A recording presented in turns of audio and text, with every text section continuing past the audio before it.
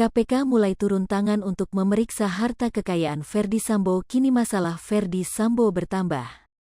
Hal tersebut tak lepas usai Komisi Pemberantasan Korupsi, KPK, mengaku akan mengecek kembali data kekayaan Ferdy Sambo, mantan Kepala Divisi Profesi dan Pengamanan, Kadif Propam Polri. Hal itu disampaikan oleh juru bicara Kepkali Fikri di sela kegiatan Hari Anti Korupsi Sedunia, Hakordia 2022 di Hotel Bidakara Jakarta Selatan Jumat, tanggal 9 Desember tahun 2022, menjawab pertanyaan wartawan tentang tidak ditemukannya data kekayaan Sambo di laman Laporan Harta Kekayaan Penyelenggara Negara, LHKPN.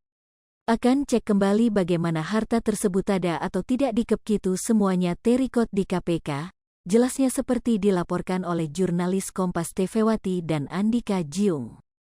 Pejabat kata Ali wajib melaporkan data harta kekayaan dan pelaporannya terekam dengan baik. Menjawab pertanyaan tentang sejauh mana pengawasan oleh Kepkali, menyebut pihaknya mendorong dan mengimbau para penyelenggara negara melaporkan data harta kekayaannya setiap tahun. Batasan waktu pelaporan harta kekayaan tersebut, lanjut Ali, adalah setiap bulan Maret hingga April tahun 2023. KPK akan mengingatkan kembali untuk laporan, dan ini sebagai kontrol bagian dari upaya pencegahan tipikor, tindak pidana korupsi RET. Ini motif-motif ekonomi dan diperoleh dan menjadi harta yang bernilai, lanjutnya. Ali menambahkan pihaknya juga masih terus mendorong para pejabat untuk melaporkan harta kekayaan dan berharap agar tahun ini seluruhnya melaporkan kekayaan mereka. Mengenai teguran yang akan diberikan kepada pejabat yang tidak melaporkan harta kekayaan, Ali mengatakan pihaknya selalu menyampaikan kepada kementerian, lembaga negara dan mempublikasikan sejauh mana kepatuhan pelapor.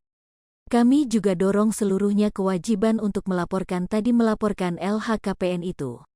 Itu juga menjadi syarat bagi kementerian lembaga BUT misalnya mau naik jabatan misalnya ke yang lebih tinggi, tuturnya. 4S lebih besar dari kewajiban melaporkan LHKPN, kata dia, menjadi kontrol dan pencegahan aspek tipikor. Ali menjelaskan bahwa sanksi untuk pejabat yang tidak melaporkan harta kekayaan berupa sanksi administratif.